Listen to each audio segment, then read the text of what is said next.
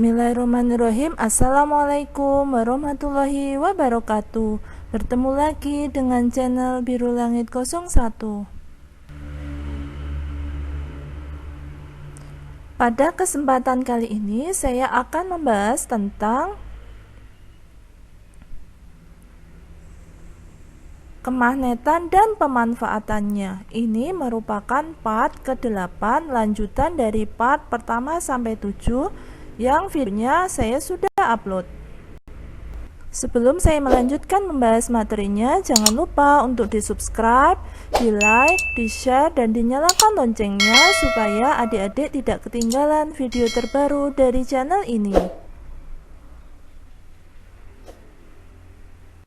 Baiklah, langsung saja saya akan membahas materinya. Pertama, saya akan menjelaskan tentang kemagnetan dalam produk teknologi. Produk teknologi yang menerapkan prinsip kemagnetan antara lain: yang pertama, MRI, yaitu Magnetic Resonance Imaging. Kedua, kereta maglev. Dan yang ketiga, pemanfaatan magnet dalam PLTN. Saya akan jelaskan satu persatu. Pertama, tentang MRI, yaitu Magnetic Resonance Imaging. Kegunaan MRI antara lain: pertama, mendeteksi adanya penyakit dalam tubuh pasien. Kedua, merekam pikiran manusia, misalnya untuk merekam bagian otak yang menanggapi rangsang panas atau dingin. Dan yang ketiga, untuk melakukan deteksi dini terhadap gejala epilepsi.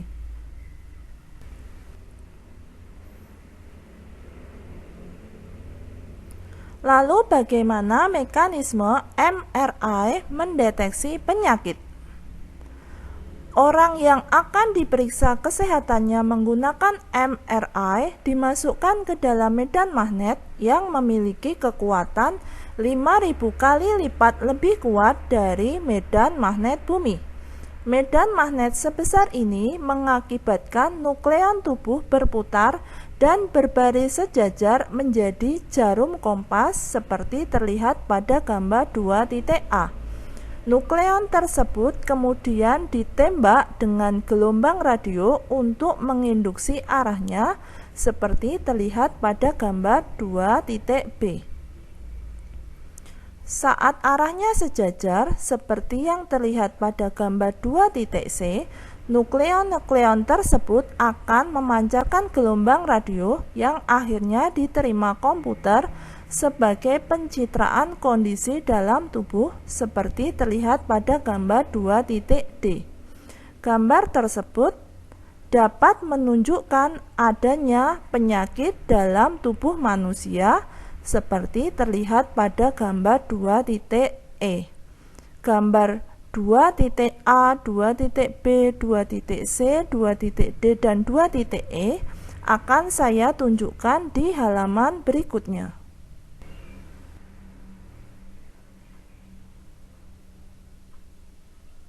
Berikut saya sajikan gambar MRI atau Magnetic Resonance Imaging.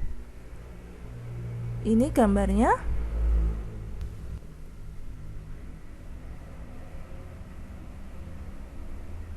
Selanjutnya saya sajikan gambar cek kesehatan dengan MRI yang tadi saya sudah jelaskan teorinya. Berikut saya sajikan gambarnya.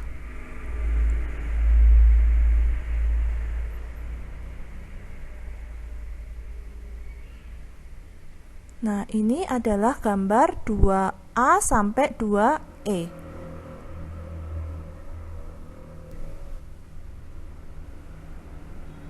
Selanjutnya saya akan menjelaskan tentang kereta maglev. Maglev merupakan kependekan dari magnetically levitated atau kereta terbang. Kereta maglev diterbangkan kurang lebih 10 mm di atas relnya. Kereta ini mampu melaju hingga kecepatan 650 km per jam dalam keadaan tidak terjatuh dan tidak tergelincir. Hal ini terjadi karena kereta maglev menerapkan prinsip gaya tolak-menolak magnet serta didorong dengan motor listrik. Di Jepang, kereta yang menggunakan prinsip ini yaitu kereta Shinkansen.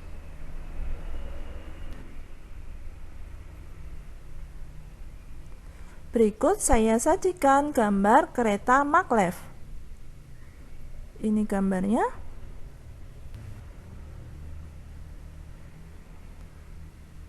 Berikut saya sajikan juga gambar kereta Shinkansen. Ini gambarnya.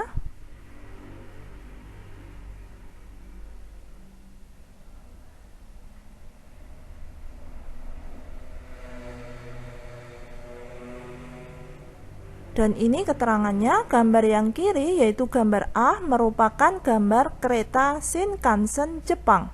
Sedangkan gambar yang kanan yaitu gambar B merupakan gambar interior dalam kereta Shinkansen saat uji coba.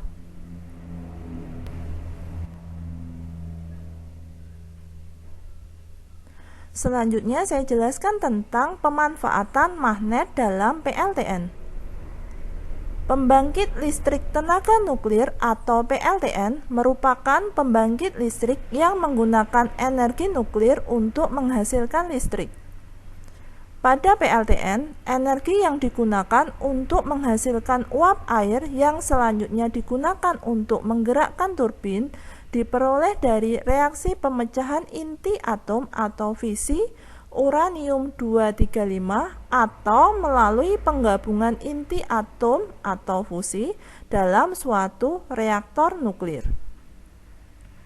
Reaksi nuklir tersebut menghasilkan berbagai partikel bermuatan yang berbahaya bagi kesehatan jika menyebar ke lingkungan.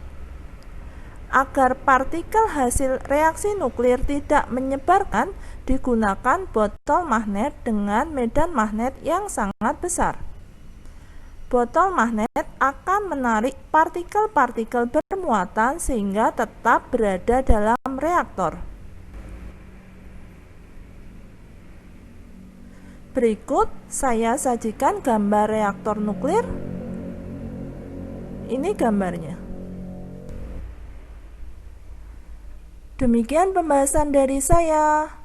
Semoga bermanfaat. Oh ya, seperti biasa di akhir video saya akan bagikan satu kutipan ayat suci Al-Quran sebagai bentuk dakwah saya sebagai seorang muslim. Buat teman-teman dan adik-adik yang menyukai channel ini, silahkan di subscribe, di like, di share supaya video ini bisa bermanfaat ke lebih banyak orang. Kalau ada pertanyaan tentang video ini ada yang belum jelas, silahkan pertanyaannya dituliskan di kolom komentar. Sekian dari saya. Wassalamualaikum warahmatullahi wabarakatuh.